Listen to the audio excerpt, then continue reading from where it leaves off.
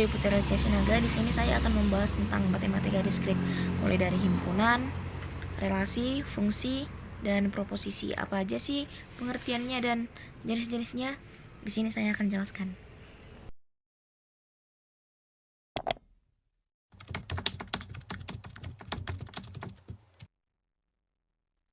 Di sini pertama saya akan menjelaskan tentang himpunan. Himpunan itu adalah kumpulan objek yang terdefinisi jelas.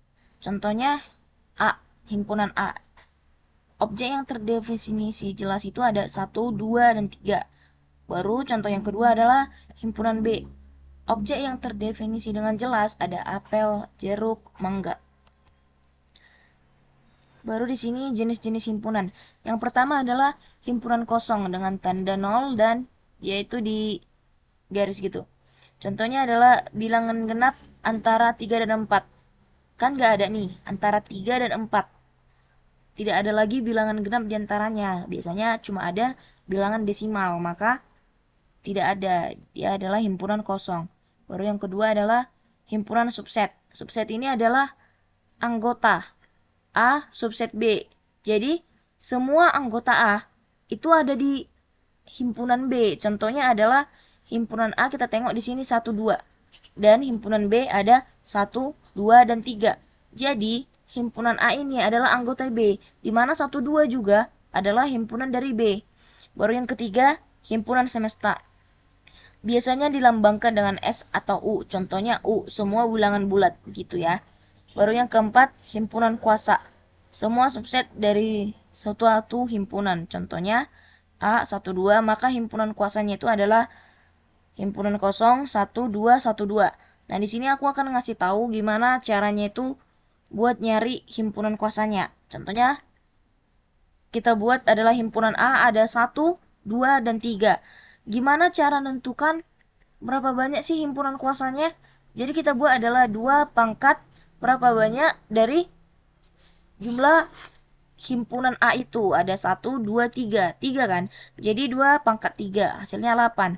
Kita masukkan. Yang pertama adalah pertama kali pasti himpunan kosong. Yang kedua 1, 2, 3, 1, 2, 1, 3, 2, 3, 1, 2, 3. Nah, kalau kita kira nih, ini ada 8. Dan sesuai dengan yang di atas. Selanjutnya adalah diagram Venn. Diagram Venn ini juga masih termasuk himpunan. Kita misalkan ada semesta S, yaitu 1, 2, 3, 4, 5, 6, dan 7. Himpunan A 1, 2, 3, 4. Himpunan B 3, 4, 5, 6. Pertama kali yang harus kita cari itu adalah di antara himpunan A dan B ini yang mana yang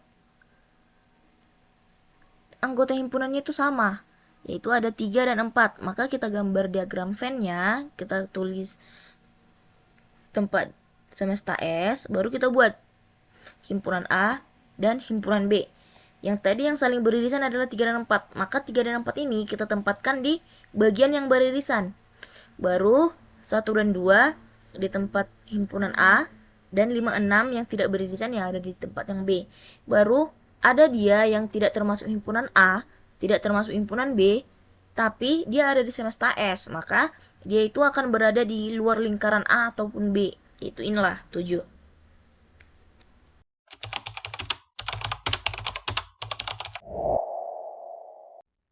Materi yang kedua, relasi.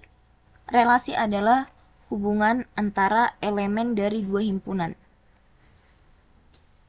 Jenis-jenis relasi yang pertama ada refleksif. Refleksif ini artinya mencerminkan. Jadi dia itu adalah mencerminkan anggotanya dia sendiri. Contohnya adalah si A 1, 2. Maka relasinya refleksi ini adalah 1, 1, 2, 2. Itu adalah setiap elemen berhubungan dengan dirinya sendiri. Jadi dia mencerminkan dirinya sendiri. 1, 1, 2, 2. Baru yang kedua transitif. Transitif ini adalah menghantar gitu. Jadi kalau contohnya ada AB dan BC, maka harus ada AC. Contohnya 1, 2. Kita bayangkan 1 adalah A dan 2 adalah B. Baru 3 adalah C. Maka AB 12, BC 23, maka yang mengantarkan adalah AC 13. Simetris. Yang ketiga, kalau ada AB, maka BA juga ada, yaitu adalah 12, 21. Begitu. Kalau contohnya ada juga 23, 32, begitu kan? Jadi, dan keempat adalah tidak simetris. Ada AB, tapi BA-nya nggak ada. Ada 12 di sini, tapi nggak ada 21. Jadi itu tidak simetris dia. Kita contohkan juga ada 54, tapi 45 nggak ada, maka dia itu termasuk tidak simetris.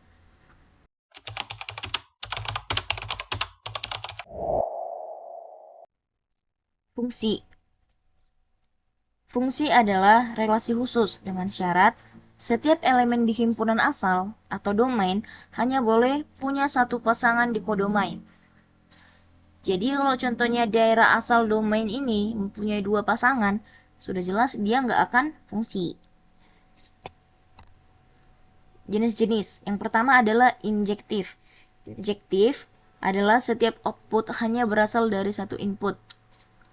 Kita misalkan di sini ada himpunan A nih, 1, 2, 3. Nah, setiap himpunan A ini cuma mempunyai satu pasangan. Tapi di daerah asal kodomain, dia itu bisa ada satu anggota yang nggak punya pasangan pun nggak apa-apa. Dia tetap termasuk injektif. Yang kedua adalah surjektif. Surjektif itu adalah semua elemen di kodomain mempunyai pasangan. Jadi, di daerah domain dan kodomain, semuanya itu terisi, nggak ada yang kosong. Yang tadi aku bilang kan injektif, kalau contohnya di daerah kodomain itu masih ada kosong, nggak apa-apa. Tapi, kalau di surjektif, keduanya itu harus mempunyai pasangan masing-masing, nggak boleh ada yang kosong. Baru, yang ketiga adalah fungsi bijektif. Bijektif ini adalah gabungan dari injektif dan surjektif. Jadi kalau contohnya ada suatu contoh soal, dia itu udah deteksi injektif dan surjektif, maka dia juga akan otomatis menjadi bijektif.